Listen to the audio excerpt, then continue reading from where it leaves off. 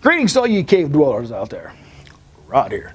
Hey, I'm going to be giving you a rundown for my favorite modules throughout all of Dungeons & Dragons, which I just happen to have hard copy and softback prints of on hand. So, to get started out, I'm going to say one of my top favorite modules is Against the Giants, G1 through 3.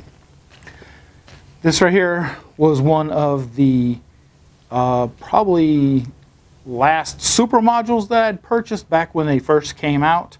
And I did have the original mono covers that, over time managed to grow legs and walk off. But it is a very, very good module.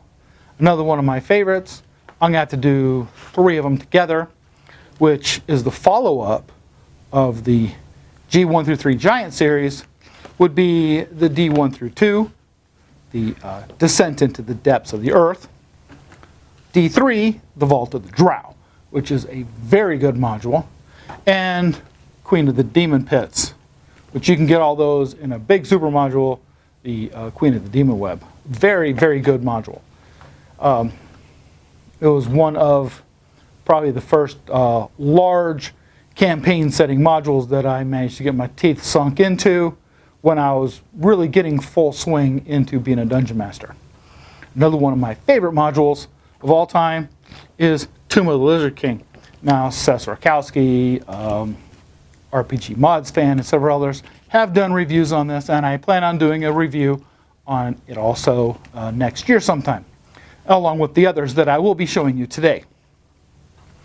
One of my favorite Dungeons & Dragons authors, Len Lakofka, who passed away this year, had the Secret of Bone Hill, which is a very good module, and the Assassin's Knot, which is another very good module.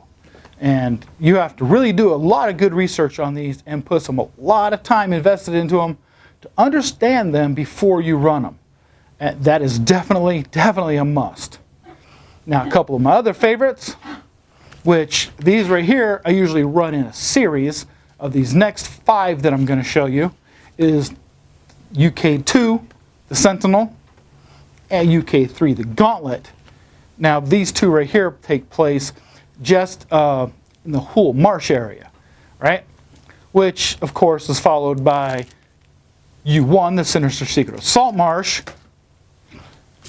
U2, the Danger at Dunwater, and U3, the Final Enemy.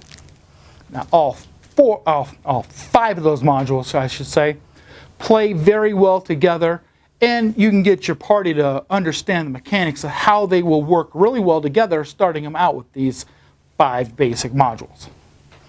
Now, after that, others that I'm very fond of are in Dungeon Magazine, which I plan on doing some reviews on some of the older dungeon adventures also, sometime either in 2021 or 2022.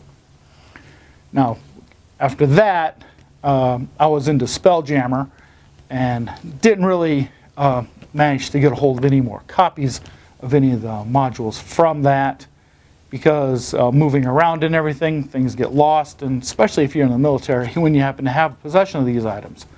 Another really good one that I like is the Sunless Citadel. And this is a really good module, and it really teaches a young dungeon master the mechanics behind how kobolds and goblins will work, tactics that they use, and you can start to get into the mindset of how these creatures operate together. Now, with that being said, that is the only 3.5 module that I do currently have right now. I am trying to build my old collection back up to the prime that it was at one time.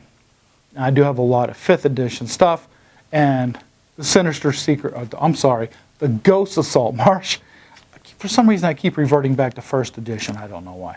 The way they put this together, I would say, is very good, except for you need to find some filler material to put in there, which you could use the Sentinel and the Gauntlets as a filler, to fill in the blanks where you need to. Another really good module for 5th edition or campaign setting is Tales from the Yawning Portal. Now, the Giant series is in here. See what else is in here. Sunless Citadel is also in here.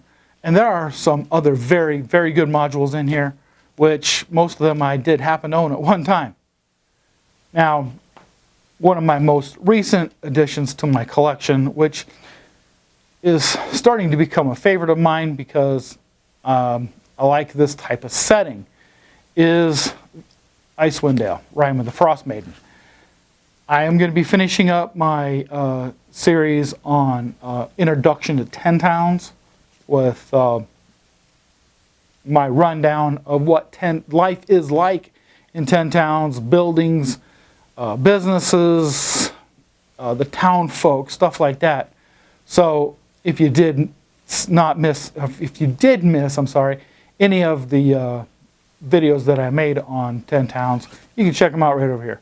It's really interesting, and I plan on elaborating quite a bit on that. As a matter of fact, when I reach 500 subscribers, I will be doing a total review on the war that took place in Icewind Dale before Rime of the Frost Maiden even took place. Most of this is starting back in 2nd, 3rd edition. Ed Greenwood wrote a lot of that stuff, and also the R.A. Salvatore books with Dretzit. Those he had several adventures took place up in that location as well. So on to future plans that I have going on for 2021. I'm going to be doing more Dungeon Crate reviews. I'm also planning on doing some more dice reviews from D20 Collective. Now, neither one of these companies are paying me, or none of them are sponsored or anything like that. So this is strictly my own personal opinion, and I just happen to like these companies. And I got monthly subscriptions from them just so I could share them with you, the viewer. I am planning on adding on to the character class series that I started this past year as well. The next one I'm going to do is the Druids out of the Player's Handbook. Now I'll be getting into Druids in other books after I finish the Player's Handbook, because a lot of people don't have the other books. They have the Player's Handbook, so they can follow along with me. And if they have any questions about it, I awesomely welcome any comments, suggestions, or anything like that that any of you out there happen to have. Because if it wasn't for you, the viewer, and your suggestions and comments and stuff, I probably would have stopped doing this a long time ago.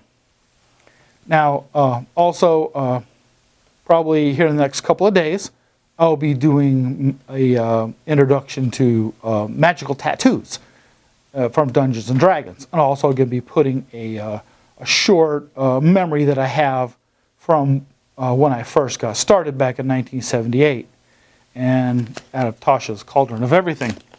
And they have a lot of stuff in here, and I'll be going over some of the more important parts that I feel can help enhance the game. And you can also add this stuff if you're a basic, expert, master, champion, immortal player, if you want to. A lot of those are strictly purist to that setup. Now those people who play AD&D, most of what they have from 1st and 2nd edition is what they stay with, because a lot of them try to keep the purist Gygax image in play when they're playing their games and setting up their campaigns. But that's not to say that stuff from, say, Dragon Magazine or Dungeon Magazine cannot play into their campaign settings. And so a lot of them will use those as canon. And lastly, I'm going to be going through a new cookbook called The Hero's Feast, which is a very, very good cookbook. And I have put together a few things out of there. The biscuits are very good from the Yawning Portal. The orc bacon, I believe it's called, is very good. I use that as a substitute for celery in a Bloody Mary. And it also is just really good by itself as a jerky substitute. And there are several excellent recipes in this book, which I do plan on covering with my Dungeon Chow series. I might even be changing the name of Dungeon Chow. I was thinking maybe calling it the Dungeon Gourmand. Leave a comment down below if you think that's a good idea. So until next time we meet, I'm going to say Happy New Year, everybody. Stay safe. Thank you for watching. You have a great day.